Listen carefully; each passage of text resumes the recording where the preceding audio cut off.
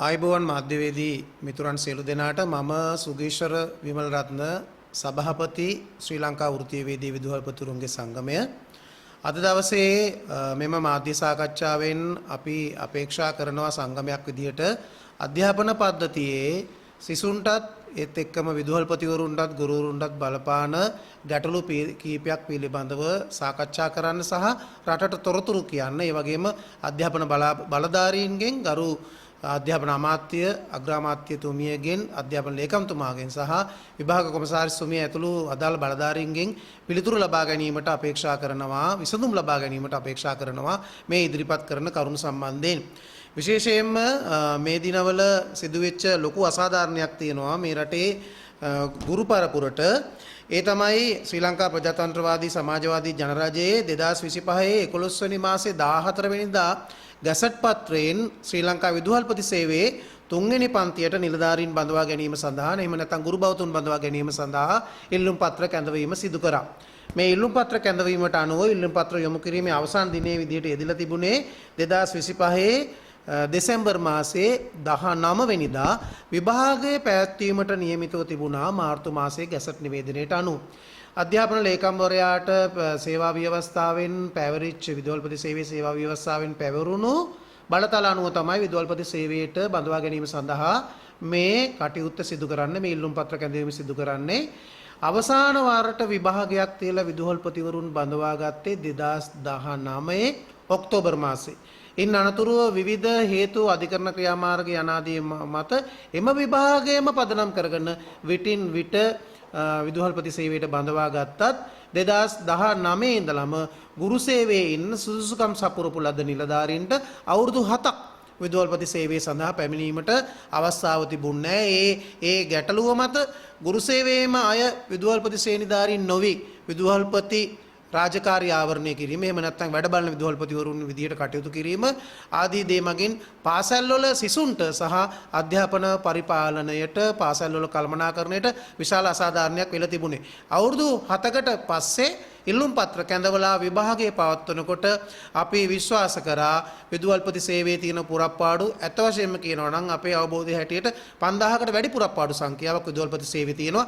16512ක් නිලධාරීන් ඉන්න ඕනේ විදුහල්පති සේවයේ. හැබැයි මේ රටේ පාසල් 10100ක් විතර පාලනය කිරීම සඳහා දැන් 5000ක් විතර අඩුවෙන් තමයි ඉන්නේ කියන්නේ 12000කටත් අඩු සංඛ්‍යාවක් විදුහල්පති සේවයේ ඉන්නේ.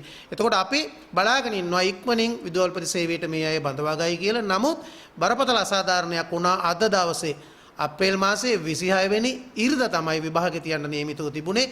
මේ විභාගය විභාග කොමසාරිස් විසින් වහාම කරුණු නොදක්වා හදිසි කාරණයක් විදිහට සලකලා නොලැක්විය හැකි හේතුවක් විදිහට සලකලා කල් දැම්මා. කවද්ද කල් දැම්මේ? සිකුරාදා. ඒ කියන්නේ 24 වෙනිදා රාත්‍රී 9ට විතර තමයි ජනමාධ්‍ය ඔස්සේ බ්‍රේකින් නිවුස් එකක් විදිහට අපේක්ෂකයෝ දැනගන්නවා විභාගයේ කල් දැම්ම කියලා. එතකොට මොකද්ද මේ කල් දැමීමට හේතුව කියලා අපි එතුමියගේ විමසනවා. සාධාරණ හේතුවක් තිබුණාද කියලා. අපිට දැනගන්නට ලැබිලා තියෙනවා නිල වශයෙන් නොවේ නිල නොවන වශයෙන් කිසියම් විදියකට අසම්පූර්ණ අයදුම් පත්‍ර යොමු කරපු. එහෙම නැත්නම් මේ ගැසට් නිවේදනයේ ප්‍රකාරව අයදුම් පත්‍ර යොමු නොකරපු 1000ක් විතර ගුරුවරුන්ගේ ඉල්ලීමක් මත විභාග දෙපාර්තමේන්තුව මේක කල් දැම්ම කියලා. අපි එතෙන්දි කියනවා ආණ්ඩුවටත් අගමැතිතුමියටත් අධ්‍යාපන ලේකම්තුමාටත් විභාග කොමසාරිස්තුමාටත් අඩුපාඩු සහිතව අයදුම් පත්‍ර යොමු කරපු කාට විභාග ලියන්න දුන්නත් අපේ කිසිම විරෝධයක් නැහැ, ගැටලුවක් නැහැ. ඒක ඔබේ තීන්දුව. ඒ තීන්දුව ගැනීම ඔබේ අයිතිය තියෙන. හැබැයි ගැටලුව ඒක නෙවෙයි. ඒ අඩුපාඩුකම් සහිතව විභාගයේ අයදුම් කරපු රාජ්‍ය සේවකයෙක් විදියට සීමිත විභාගයක් අයදුම් කරන්න තේරෙන්නේ නැති පිරිසක් වෙනුවෙන් විභාගයේ සඳහා මනා සූදානමකින් හිටපු 10-15000ක පිරිසට සිදු කරපු අසාධාරණේ වහාම නිවැරදි කරන්නට ඕනි. දැන් මේ ගැසට් නිවේදනයේ පැහැදිලි වශයෙන්ම සඳහන් කරලා තියෙනවා අංක 2 අයදුම්පත ශ්‍රී ලංකා විභාග දෙපාර්තමේන්තුවේ www කියන ඒ වෙබ් අඩවියේ our service යටතේ ඇති online applications recruitment exam EB exam recruitment exam and EB exam ඔස්සේ පළ කර ඇති අතර අයදුම්පත් ඉදිරිපත් කළ හැක්කේ මාර්ගගත ක්‍රමයට පමණි. මාර්ගගත අයදුම්පත් බාර ගැනීම 2025 නොවැම්බර් මාස 17 ඉඳලා එදා උදේ 9 ඉඳලා 25 දෙසැම්බර් 19 වෙනි දින දක්වා තියෙනවා. එදා 9ට වහනවා කියලා අයදුම් පත්‍රයේ මාර්ගගතව යොමු කළ පසු එය බාගත කර මුද්‍රිත පිටපතේ අදාළ කොටස් අත්තකුරින් පුරවා අයදුම්කරුගේ අත්සන සහතික කර කවුද අත්සන සහතික කරන ආයතන ප්‍රධානියා අදාළ ආයතන ප්‍රධානියාගේ සහතිකය සමග අයදුම්පත් බාර ගන්න අවසාන දිනට හෝ ඊට පෙර ශ්‍රී ලංකා විභාග දෙපාර්තමේන්තුව වෙත ලැබෙනසේ ලියාපදිංචි තැපෑලෙන් වන්න ඕන කියලා පැහැදිලි වශයෙන් මේක සඳහන් කරලා තියෙනවා ගැසට් නිවේදනයේ. අධ්‍යාපන ලේකම්වරයා ඊටාම නිවැරදිව ගැසට් නිවේදනයේ පළ කරලා තියෙනවා. ඒත් එක්කම අංක දෙකේ තියෙනවා ආයුධම්පතේ පිටපතක් තම පුද්ගලික ලිපිගණුවට ඇතුළත් කිරීම සඳහා ආයතන ප්‍රධානීන් වෙත බාර දිය යුතු අතර සම්මුඛ පරීක්ෂණය සඳහා කැඳවනු ලබන අවස්ථාවේදී ආයතන ප්‍රධානියා විසින් සහතික කළ ආයුධම්පතේ පිටපතක් සේවය සනාථ කිරීමේ ලිපියක් ඉදිරිපත් කරන්න ඕනේ. එතකොට මේකේ පැහැදිලි වශයෙන් තියෙනවා. එතකොට මේක කියව ගන්න බැරි අය වෙනුවෙන්ද මේ විභාගේ කල් දැම්මේ. මෙයාලට දෙනව නම් දෙන එක ඔබේ අයිතියක් ඒක කමක් නැහැ. හැබැයි විභාගයට ලෑස්ති වෙලා හිටපු කට්ටියට මේ අයගේ අඩුපාඩුව නිසා කරපු අසාධාරණය ඔවුන්ට පමණක් නෙවෙයි සමස්ත අධ්‍යාපන පද්ධතියට බලපාන දෙයක් මම මේ සාකච්ඡාවේදී ඒක ඉදිරියේදී ඉදිරිපත් කරන්න බලාපොරොත්තු වෙනවා. ඊට පස්සේ කියනවා මේ විභාගයේ මාර්තු මාසයේ පැවැත්වෙනවා කියලා. ඒත් එක්කම විශේෂ විභාග ගාස්තු පිළිබඳ මේ සඳහන් කරලා තියෙනවා. ඉල්ලුම් කිරීමේ ක්‍රමය නිවැරදිව සඳහන් කරලා තියෙනවා. හැබැයි මේ සියල්ල පැහැදිලිව දක්වා තිබියදී ඒ අයට අවස්ථාව ලබා දීම නෙවෙයි අපිට ගැටලුව වෙන්නේ. අසම්පූර්ණ අයට අවස්ථාව ලබා දීම විභාග කොමසාරිස්වෝ අධ්‍යාපන ලේකම්වෝ ඕනම කෙනෙක් ඒක තමන්ගේ තියෙන බල අයිතිය මත සිදු කිරීම ගැටලුවක් නෑ. හැබැයි ඇයි මේ දඬුවමක් දුන්නේ නිවැරදි ලෙස විභාගයේ ඉල්ලුම් කරපු අයට? අපි පෙනී සිටින්නේ ඒ වෙනුවෙන්. මොකද විදුහල්පති සේවයට පුරප්පාඩු පෙරවීම සඳහා එන්න හිටපු පිරිස අවුරුදු 7ක් පහු වෙලා මාර්තු මාසේ විභාගේ තියන්න ඉඳලා ඒක අප්‍රේල් වලට කල් දාලා තවත් ඉස්සරහට ගියාම ඉස්සරහටදී ගැටලු ගොඩක් මේ පද්ධතියේ ඇති වෙනවා. දැන් නිවැරදිව සූදානම් වෙලා ඉන්නවා යාලා විභාගෙට. ඒත් එක්කම ඉරිදා විභාගෙට ලෑස්ති වෙලා හිටියා. සිකුරාදා 9ට කියනවා මෙන්න හදිස්සියක් තාක්ෂණික දෝෂයක් විභාගේ නැහැ කියලා. ඒත් එක්කම ඒ අය ඉතා හොඳින් මේ විභාගෙට සූදානම් වුණා. අවුරුදු කාලේ අතෑරියා සමහර කට්ටිය. අවුරුදු සමරෙව්වේ නැහැ. මොකද මේ විභාගයේ තරඟකාරී විභාගයක්. ගුරුවරු ලක්ෂ 2කට වැඩි පිරිසක් අතරින් දසදහස් ගාණක් ඉල්ලුම් කරන විභාගයක්. එතකොට 5000කට අඩු පුරප්පාඩු සංඛ්‍යාවක්. දැන් මේ ගැසට් නිවේදනයේ පුරප්පාඩු සංඛ්‍යාව ප්‍රසිද්ධ කරේ නැහැ. අපිත් ඒකට එකඟතාවයක් දුන්න සම්මුඛ පරීක්ෂණයේ වෙලාවට තියෙන සම්පූර්ණ ගානම සහිතව බඳවා ගනිමු කියලා. එතකොට ළමයින්ට අසාධාරණයක් නොකර යාලා අවුරුදු කාලේ තමන්ගේ ගුරුවරුන්ගේ නිමාඩු කාලේ මේකට ලෑස්ති වුණා. සමහර කට්ටිය මේ අවසාන සතිය විදුහල්පතිවරුත් එක්ක සාකච්ඡා කරලා නිමාඩු ගත්තා. මොකද මේකේ පේපර් 3කට ලෑස්ති වෙන්න ඕනේ. මේ අය වැඩි හිටියෝ. ඒක නිසා ඒ සූදානම් වීම සඳහා. එතකොට විභාග දෙපාර්තමේන්තුවේ කාර්යයන් වැඩි ප්‍රමාණයක් මේ රටේ කරන්නේ කවුද? කරන්නේ කවුද? ගුරුවරු. මොනවද? ඇගයීම් සියල්ල කරන්නේ ගුරුවරු. විභාග ශාලාවල රාජකාරී සියල්ල කරන්නේ ගුරුවරු. ඒත් එක්කම සම්බන්ධීකරණ කටයුතු කරන්නේ ගුරුවරු. ප්‍රායෝගික පරීක්ෂණ මේ දවස්වල යනවා ඒව කරන්නේ ගුරුවරු. ආයතනික විභාග කරන්නේ ගුරුවරු. ගුරුවරු කියලා මම අර්ථ ගැන්නුවේ ගුරුවරු සහ විදුහල්පතිවරු කියන කොටස් දෙක තමයි මේව කරන්නේ. එතකොට විභාග දෙපාර්තමේන්තුව කාටද මේ බරපතල අසාධාරණය කරේ? තමන්ගේ දෙපාර්තමේන්තුවේ කාර්යයන් රට තුල පවත්වාගෙන යාම සඳහා උපරිම සහයෝගයක් දෙන දෙපාර්තමේන්තුවේ සේවකයන්ගෙන් පිට ඊළඟ කණ්ඩායම කවුද? ගුරුවරු සහ විදුහල්පතිවරු. ඒ අයට තමයි මේ අසාධාරණය විභාග දෙපාර්තමේන්තුව සිදු කළේ. ඒක නිසා මෙහෙම හදවතක් නැතිව වැඩ කිරීම, වගකීමකින් තොරව වැඩ කිරීම. අපි දන්නවා මේකට විභාග දෙපාර්තමේන්තුවේ බහුතරයක් නිලධාරීන් විරුද්ධයි කියලා තමයි අපි හිතන්නේ. මොකටද? කල් දැමීමට විරුද්ධයි. මොකද විභාග කාර්ය මණ්ඩල දෙපාර්තමේන්තුවේ අභ්‍යන්තර කාර්ය මණ්ඩලය තමයි මේක සූදානම් වෙලා සකස් කරලා රට පුරා විභාග මධ්‍යස්ථාන හොයලා ඒ කටයුතු කරලා සමහර විට මේ වෙනකොට පේපර් මගේ යවලා තියෙන්න පුළුවන්. ශාලා සකස් කරලා තියෙන්න පුළුවන්. ඒ වෙනුවෙන් විභාග දෙපාර්තමේන්තුව දරපු වැය විභාග කොමසාරිස්තුමිය තම පුද්ගලිකව ගෙවනවාද? එතකොට මේ වෙලා තියෙනවා නම් තාක්ෂණික දෝෂයක්.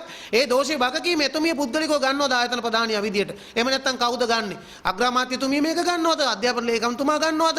මේවා මහ ජනතාවගේ මුදල් රටක මුදල් කාර්යක්ෂම විදියට යෙදවෙන්න ඕනේ. මෙහෙම වැඩ කටයුතු අනාගන එහෙම නැත්නම් ඇනිල නැතත් ඇනුනා වගේ පෙන්නලා කාගේ හෝ පුද්ගලික වමනාවකට සමහර විට මේ කල් දැම්මේ එතුමියට හෝ කාට හෝ සම්බන්ධ කෙනෙකුත් ඉන්නවද දන්න ඉල්ලුම් කරන්න බැරි වෙච්ච කොටේ ඒ පුද්ගලික පක්ෂග්‍රාහීත්වය මත මේ විශාල පිරිසකගේ අපේක්ෂා භංග කරන්න මේ කට්ටිය කටයුතු කරාද කියලා අපිට සැකයක් ඇති වෙනවා. එහෙමනම් මේක අකාර්යක්ෂම විදියට අත්නෝමතික විදියට කල් දැම්මනම් විභාගයේ ලියන්න බැරුව අපේක්ෂා භංගත්වයට පත් වෙලා වේදනාවට පත් වෙලා පසුගාමී වෙච්ච අයට වන්දි ගෙවන්න ලෑස්තියෙන් ඉන්නවද කියලා අපේ වෘත්තීය වේදී විදුහල්පතිවරුන්ගේ සංගමයේ විදියට මේ මොහොතේ ඔබෙන් විමසීමක් කරනවා.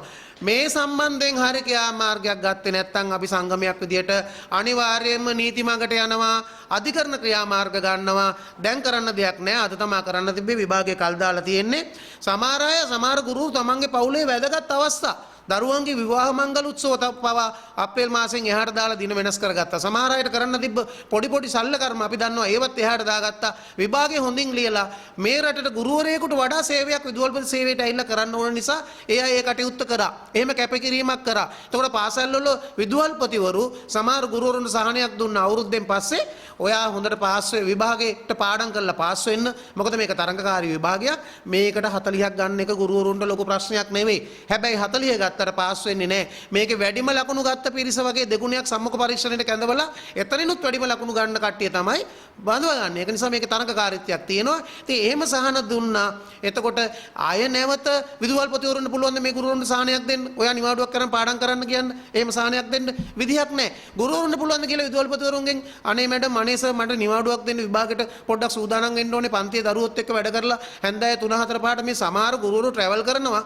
උදේ 4ට ගෙදරින් පටන් ගන්න. රෑ 7-8 වෙනවා ගෙදර යන්න. සමහර අය හිතාගෙන ඉන්නවා මේ එකහමාරට ඔක්කොම වැඩ ඉවරයි කියලා. නෑ. සමහර ඉස්කෝලවල හැන්දෑවේ ක්‍රීඩා විශේෂ සමගාමී කටයුතු දරුවන්ට අමතරව උගන්වනවා. උදේ ඇවිල්ලා උගන්වනවා. ඉතින් මේ තත්ත්වයන් එක්ක ගුරුවරුන්ට කරේ ලොකුම අසාධාරණයක්. දැන් බලන්න ඊළඟට සාමාන්‍ය ක්‍රමවේදය යටතේ විභාගයක් තියන්න මාස දෙකක්ව සූදානම් වෙන්න එනවා. මේක මාස දෙකක් එහාට ගියොත් මැයි මාසේ නෑ, ජූනි මාසේ නෑ, ජූලි මාසේ තියන්න වෙන්නේ. ජූලි මාසේ තිබ්බොත් උසස් පෙළ විභාගයේ කට උඩ, පහේ ශිෂ්‍යත්ව විභාගයේ කට උඩ. එතකොට ඒ අත්ලඟ තියාගෙන නිවාඩු ගත්තොත් ගුරුවරු දෙමව්පියෝ එරෙහි වෙනවා. ගුරුවරුන්ට එරෙහි වෙනවා දෙමව්පියෝ සහ පාසල් ප්‍රජාව විදුහල්පතිරත් එරෙහි වෙනවා. එතකොට මේ විදිහට හොඳටම මානසික ගැටලුවක් එන මට්ටමින් තමයි මේ තත්ත්වය ඇති කරලා තියෙන්නේ. ඒක නිසා අපි ඉල්ලා සිටිනවා තරයේම ඔබ වැරදුනේ ඔබට වැරදුනේ විභාග අපේක්ෂකයින්ට නෙවෙයි. වැරදිච්ච විභාග අපේක්ෂකයින් ඉන්නවා නම් එයාලා අපේක්ෂකයෝ නෙවෙයි. ඒට අවස්ථාවක් දෙනවා නම් ඒක ඔබේ කටයුත්තක්. ඒක සම්බන්ධයෙන් අපි අදහසක් ඉදිරිපත් කරන්නේ නැහැ. ඔවුනුත් පද්ධතියේ ගුරුවරු විදියට.